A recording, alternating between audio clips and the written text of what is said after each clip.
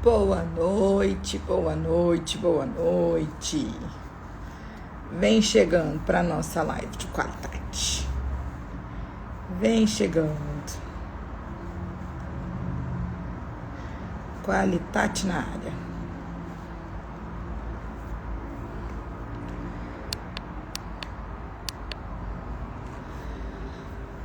Vamos lá. Hoje a gente vai conversar sobre o workflow analítico e proficiência. O que tem a ver uma coisa com a outra, né? Oi, Paula, seja bem-vinda.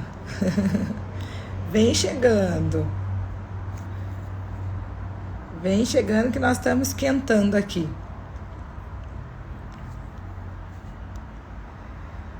Hoje nós vamos falar sobre o workflow analítico. Lindona. Obrigada, muito bom te ver aqui, viu? Hoje a gente vai falar sobre o workflow analítico e proficiência. E pra gente começar, a gente... Tá bom um áudio aí, que eu tô um pouco rouca. Dá pra me ouvir aí, Paulinha?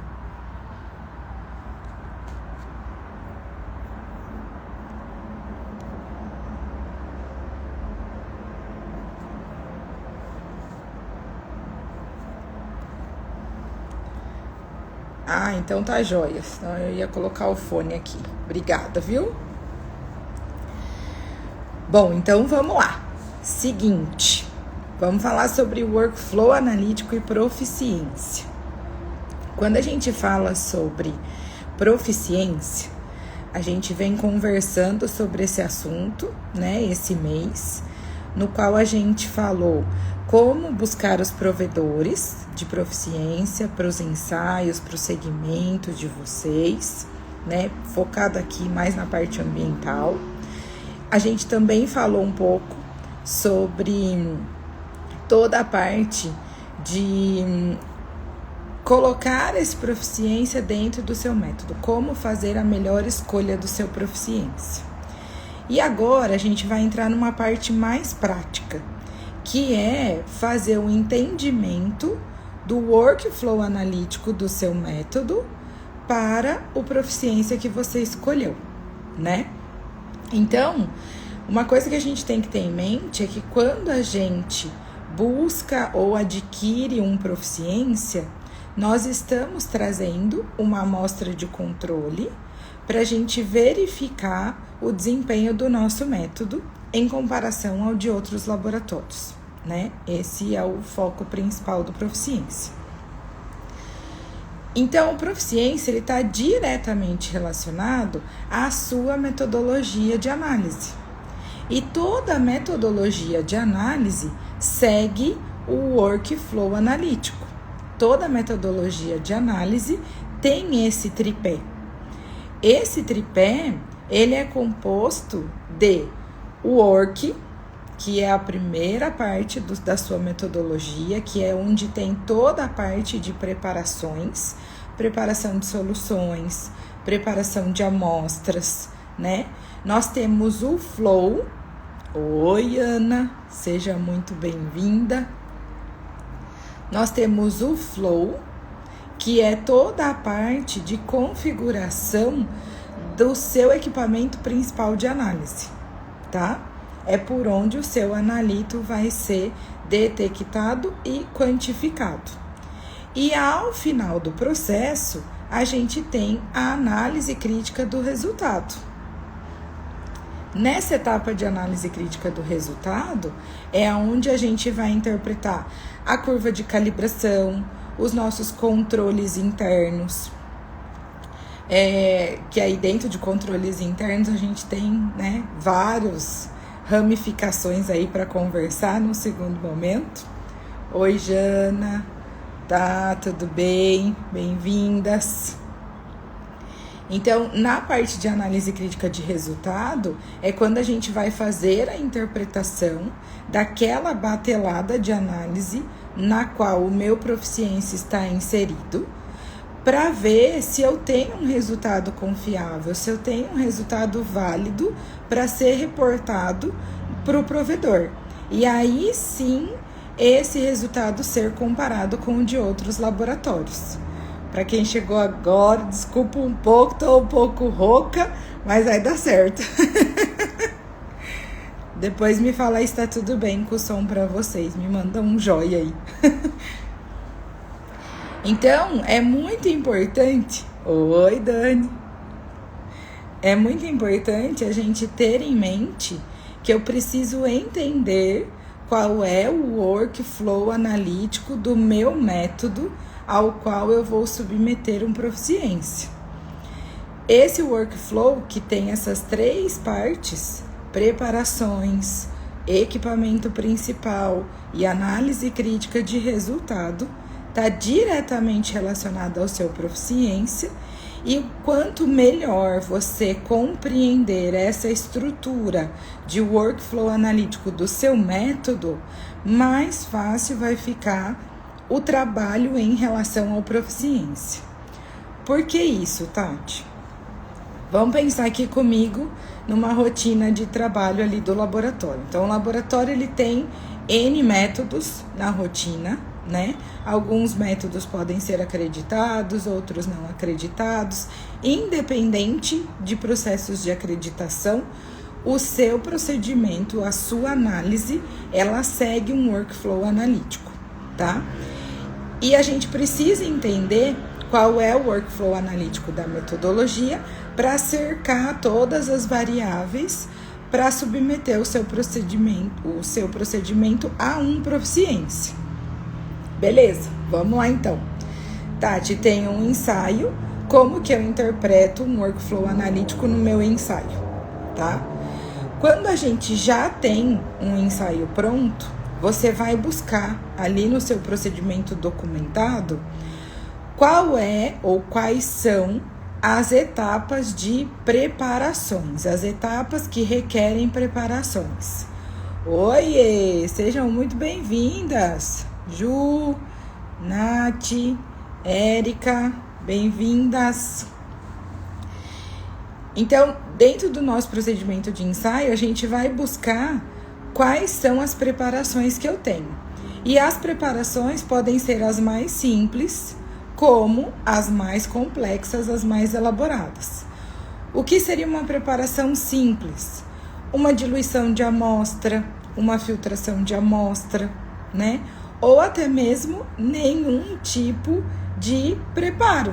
Então, a nossa etapa de work, ela é direta, tá? Eu não tenho uma preparação da amostra, do jeito que ela chega, eu analiso.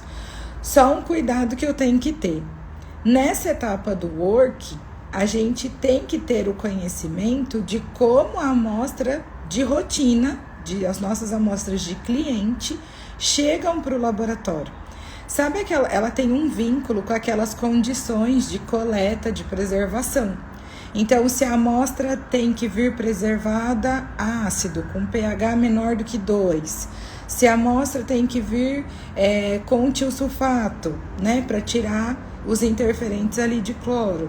Se a amostra tem... Então, as condições de preservação dessa amostra têm relação direta com o seu parâmetro, com o seu analito de interesse, tá? Para que ele se mantenha válido durante aquele tempo X, que é o tempo de validade do seu parâmetro, para ele ser analisado naquela amostra. Ó o Boi na área.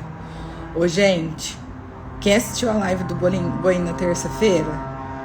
Ó, se você não assistiu, vai lá, confere que tá salva. Foi uma das melhores lives que ele já fez, entregou tudo mais um pouco. Então, confere lá e fica ligado que terça-feira que vem tem mais, hein? E ele tá arrasando, né? Como sempre. Bom, então, quando a gente olha lá na parte da preparação da amostra, eu preciso ter o entendimento desse link que existe entre a etapa de coleta de amostragem de preservação da amostra, que vai estar diretamente relacionado com a forma que essa amostra chega para a gente no laboratório para ser analisada. Porque quando a gente submete um método de análise, isso já está sendo considerado, tá? Até mesmo para a gente falar, olha, esse parâmetro tem validade de 14 dias. A gente precisa analisar essa amostra para essa metodologia que contém esses analitos em até tantos meses, né? Cada parâmetro, cada analito, cada grupo de analito tem o seu prazo de validade. E isso está diretamente relacionado com a condição de preservação. E essa condição de preservação está diretamente relacionada à nossa etapa de work, do nosso workflow analítico, do nosso WFA. Então, na etapa de preparo, eu preciso identificar ali no meu procedimento de análise tudo que eu preparo para começar um ensaio. Eu preparo curva de calibração, eu preparo fase móvel, eu preparo solvente, eu preparo, enfim, né? O que eu preparo ali para startar a nossa metodologia.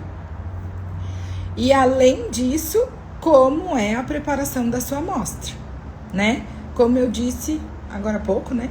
Se é uma preparação simples, que a amostra chega, a gente só faz uma filtração e coloca ela para analisar, ou se é uma etapa mais complexa, que eu posso ter uma digestão, uma destilação, depois uma filtração e depois essa amostra entra no flow, que é a parte do equipamento, tá? Entendendo isso, a gente sabe como que eu devo preparar uma amostra para ser analisada naquele nosso procedimento. E é aquele procedimento de análise que o seu proficiência vai ser submetido. Por isso que se a gente não compreende qual é esta primeira fase de preparações do nosso procedimento, a gente pode confundir com o preparo que o provedor de proficiência trouxe para a gente. E é aí que envolve o cuidado, é aí que a gente precisa ter o cuidado. Quando as amostras do proficiência vêm apresentada, né, vem na forma exatamente igual à forma que as amostras de rotina chegam no seu laboratório, é só seguir o workflow analítico da sua metodologia. Maravilhoso, tá? Agora, se o seu proficiência pede um preparo prévio dessa amostra, isso não é o seu procedimento de ensaio. Essa etapa, vou até colocar aqui para vocês, ela é um puxadinho do work da sua metodologia. É uma etapa prévia na qual você precisa seguir todas as instruções do seu provedor, para que aí sim você tenha uma amostra para ser analisada no seu procedimento, tá? Então, não confunda. E a gente teve até um caso essa semana. Oi, Li, bem-vinda! A gente teve até um caso essa semana que foi adquirido um proficiência e um proficiência de cianeto, né? E do parâmetro cianeto, né? E esse proficiência, ele veio de fora, né? Ele era internacional, provedor, recebeu essa amostra e ela vem concentrada como uma ampolinha, né? Parecendo um padrão. E ele veio com as instruções de como preparar aquela amostra, porque ela não veio disponível para análise, prontamente disponível para análise, né? Então, antes da gente pensar no nosso procedimento, a gente vai buscar o protocolo de preparo desta amostra de proficiência para que a gente tenha ela disponível para nossa análise. E isso nada tem a ver com o seu procedimento de análise por enquanto, tá? Nesse caso, ele vinha com a informação não destilar.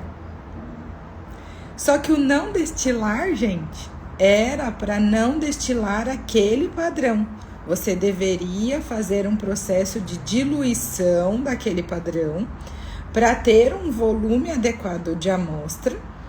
E aí sim, essa amostra, que aí já estava preparada conforme o seu protocolo, entrar na metodologia de análise. Aí sim, a metodologia de análise desse cianeto total pede uma etapa de destilação da amostra e depois uma detecção. Então, o work, a etapa de work da análise de cianeto pede destilação.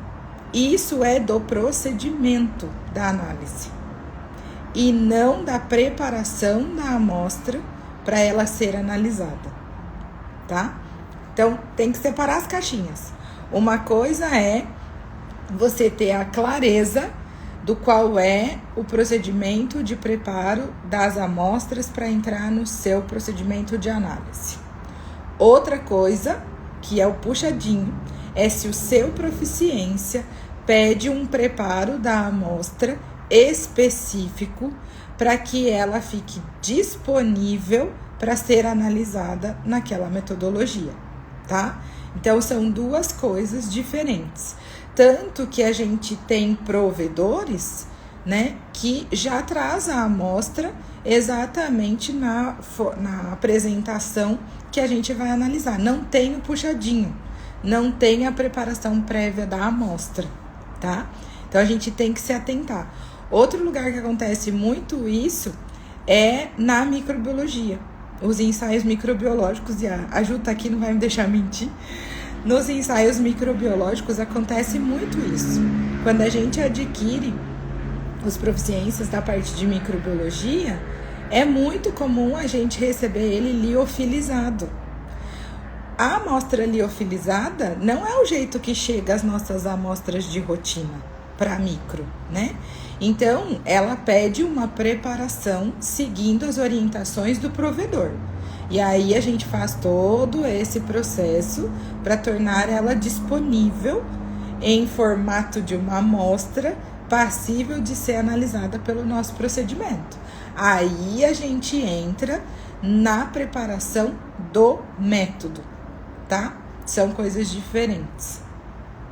E se eu não cuidar disso, eu já comecei errado. E aí a gente vai ter uma surpresa desagradável lá no final, quando voltar o relatório e a gente vê que o nosso resultado ficou insatisfatório, né? E aí vamos ter que fazer toda a investigação de causa e tudo mais. A gente vai falar mais disso na semana que vem, tá? Depois que a gente tivemos, né, todo esse cuidado com a etapa de preparação, a gente vai vir para a parte de flow. Quais são as condições operacionais do seu equipamento para analisar aquela amostra que agora já está preparada? Para colocar aquela curva que agora já está preparada? Para colocar aquelas soluções que agora já estão preparadas? Cada metodologia tem as suas condições operacionais. E, gente, seguinte, no Proficiência não é hora de fazer teste, tá? O procedimento já está definido, o método já existe. E é esse método que já existe que vai ser analisado este controle externo, chamado de proficiência.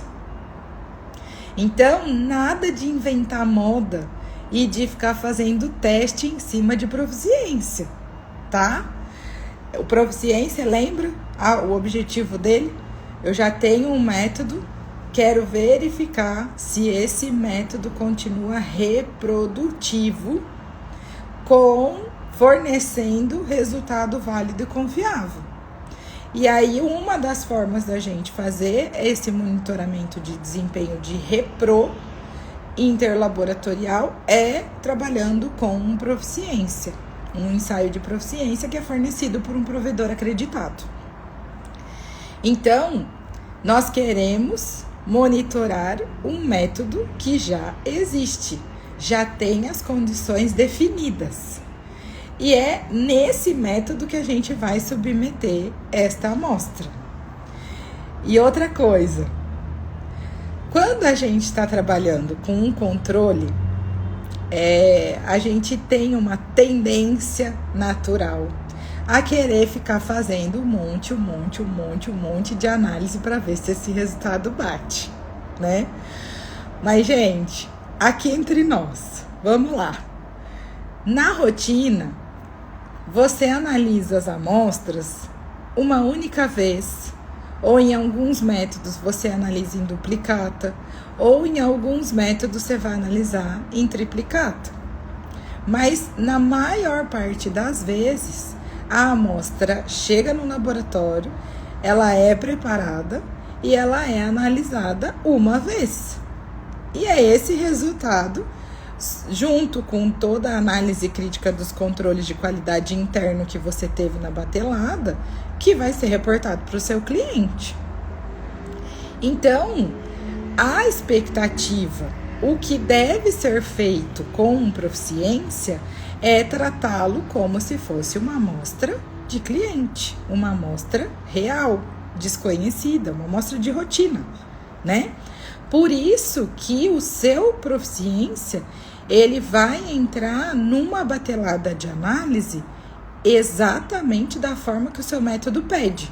Ele vai ter uma sequência de análise, que vai ter os controles de qualidade de entrada, que libera aquele lote, né, de análise, e o proficiência está ali na sequência. Então, vamos dar um exemplo, né? Depois a gente vai falar mais de controle de qualidade interna. Mas vamos dar um exemplo. A gente monta uma batelada com um branco, né? E depois, branco dá discussão pra gente falar até amanhã, né? A gente tem um branco.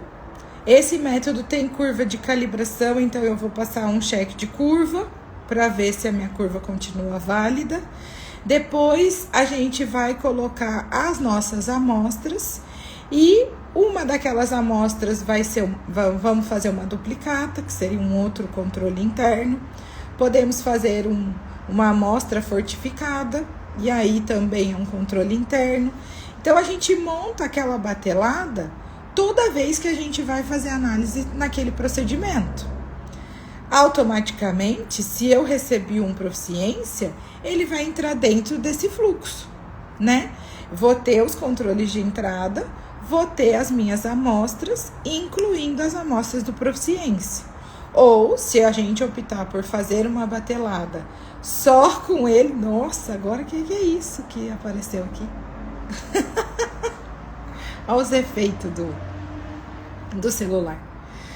Então, se eu optar por fazer uma batelada somente com o proficiência, eu tenho que respeitar a formação da sequência do meu procedimento. E se ele pede branco, cheque de curva, um branco fortificado, um LCS, uma matriz fortificada, uma duplicata, eu tenho que colocar isso junto com ele. Porque se eu não montar essa batelada desta forma, o que vai comprometer? A análise crítica do meu resultado. Lembra que mesmo sendo uma proficiência, ela é uma amostra desconhecida. Às vezes a gente só sabe o range que o resultado pode estar, mas eu não sei qual é o resultado. Então ela é tratada como se fosse uma amostra de rotina, né?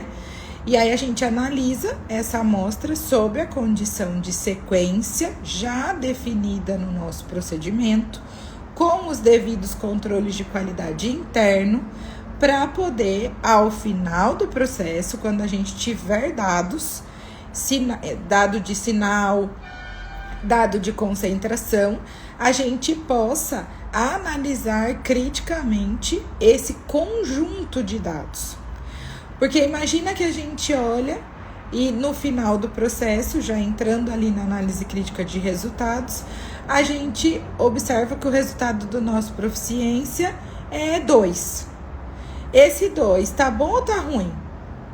Oi, paiê! Bem-vindo!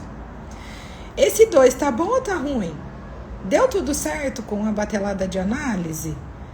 Como é que eu vou responder isso se eu não montei a sequência de análise que o nosso procedimento pedia?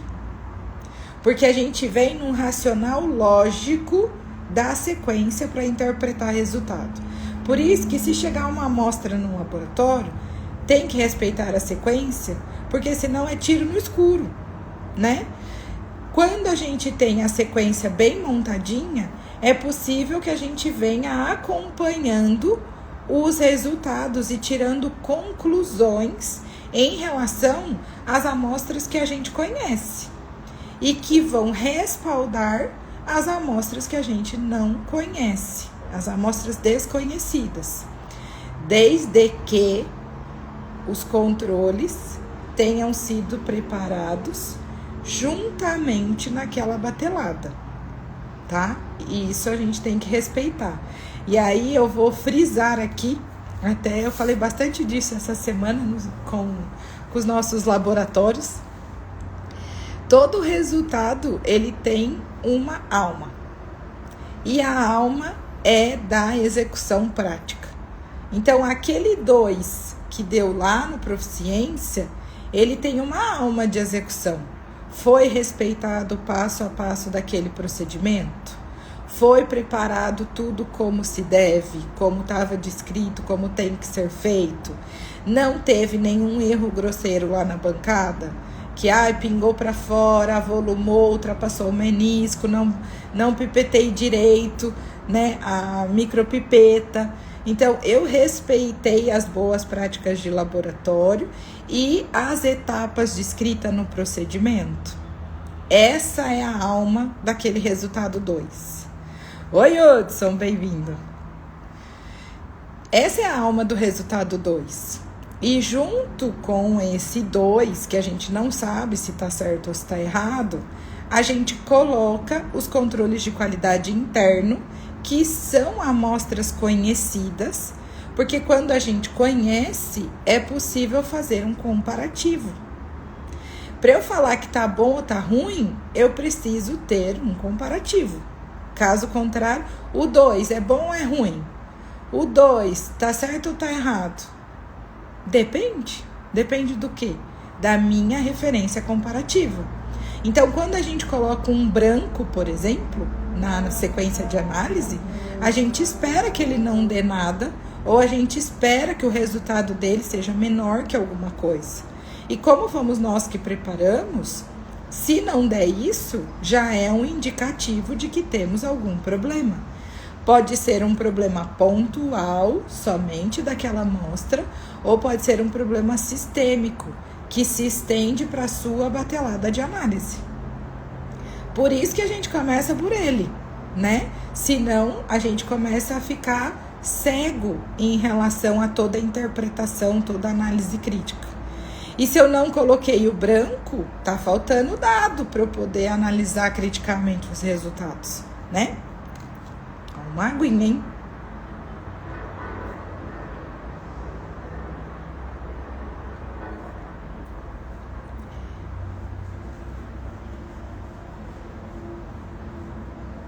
Ó, que pergunta boa, seu boinho. O Proficiência pode ser usado como LCS depois da rodada? Vamos lá. Quando a gente... Depende, tá? O que acontece? Primeiro, eu preciso ter a informação se o Proficiência tem validade, tá? Porque tem alguns Proficiências que ele vem só para isso e em função do tempo não dá pra gente continuar utilizando. Tem outros que não tem essa validade definida ou a validade é muito extensa e ele pode ser usado como um controle na rotina, sim, tá? O que é um LCS, né? Então, o LCS é um Laboratory Control Sample, é uma amostra de controle de laboratório, automaticamente uma amostra conhecida.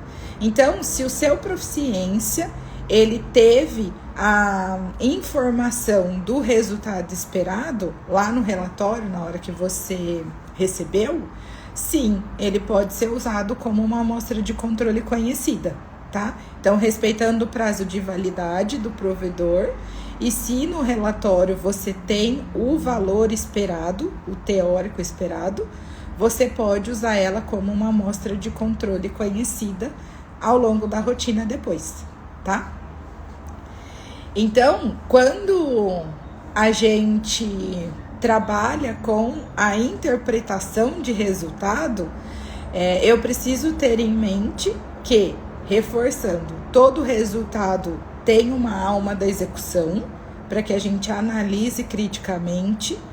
Essa alma da execução, este resultado obtido, ele deve ser sempre acompanhado dos controles internos. Então, não é chegou e analisou, é chega, prepara, analisa e interpreta, tá? Para que a gente tenha as melhores tomadas de decisão em relação ao resultado que a gente está obtendo, tá? E nessa análise crítica, a gente vai avaliar esses controles de entrada e avaliar as amostras que vieram na sequência, até para identificar se não teve nenhum tipo de contaminação cruzada, não teve nenhum tipo de perda de recuperação. Outra coisa bem importante para colocar aqui é que a gente tem, dentro da gama de controles de qualidade, a gente tem amostras de controle, que são essas que eu comentei com vocês, como um branco, um LCS, uma amostra fortificada, né? Um cheque de curva, tudo isso são amostras de controle interno, né? Só que a gente também, em algumas metodologias, a gente tem a possibilidade de trabalhar com compostos de controle, que é adicionar esses analitos que não são encontrados naturalmente dentro de todas as amostras. E ele acompanha desde a etapa do work, desde a preparação. E ele vem, né, ele é adicionado lá no início da marcha analítica, vem acompanhando toda a parte de preparo, toda a parte de análise no equipamento e sai como uma fonte de informação para que a gente possa interpretar. Porque se esse composto de controle, e ele tem um nome de surrogate, né? Quando a gente tem esse composto de controle nas nossas amostras, se ele é de controle, ele é conhecido. Então, eu sei o quanto foi adicionado.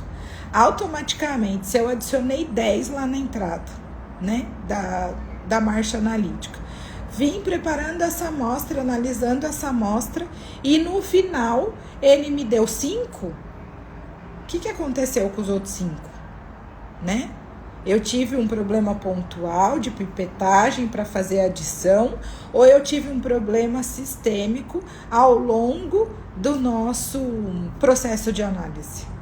Então, ele sinaliza para a gente se a gente está tendo algum problema pontual ou se é um indicativo. Imagina que todas as amostras da sua batelada de análise ficou com o surrogate pela metade. Suspeito, né? Então, aí a gente precisa identificar o que aconteceu, levantar as causas do porquê que ele deu metade, né? Aí sim, a gente consegue ter uma análise crítica de resultados, tá? Respeitando uma sequência de análise. Parece bobagem, mas não é. Na hora que a gente precisa interpretar resultado, se falta esses controles, é como se a gente tivesse cego num tiroteio, né? Um monte de dados chegando e a gente não consegue interpretar porque ou esse aqui mudou uma condição operacional, esse aqui não veio com o branco junto, esse aqui não foi adicionado surrogate. Se tiver cada amostra de um jeito na batelada, ou se a batelada não estiver respeitando a sequência, a gente perde a capacidade de interpretação para garantir um resultado válido e confiável. É aí que a gente tem que tomar cuidado. E parece uma coisa tão trivial, né? Mas a gente faz... Essa semana, por exemplo, que eu estava em auditoria interna, num laboratório que vai fazer 20 anos de acreditação, não é sempre, né, que a gente encontra um laboratório há 20 anos acreditado, mantendo ali fielmente esse processo árduo, né? E você acompanhar uma batelada de análise completinha, gente, mas é fantástico, fica muito rápida a interpretação, né? Ó, eu tenho um branco, eu tenho um padrão de checagem de curva que valida ela, eu tenho uma duplicata de amostras, eu tenho um spike, que é uma amostra fortificada, e eu tenho a minha sequência de amostras. E na ordem certinha, sabe? Ó, esse aqui passou, tá menor do que esse critério, esse aqui tá assim, esse aqui tá assado. E aí a gente teve um episódio de uma duplicata de amostra, uma deu 5, a outra deu 3,2. Aí faz a taxa de diferença e deu mais de 20% de variação. O critério de aceitação era 8,3. Significa que teve problema ali. Então a gente já, acende a lampadinha e vamos entender por que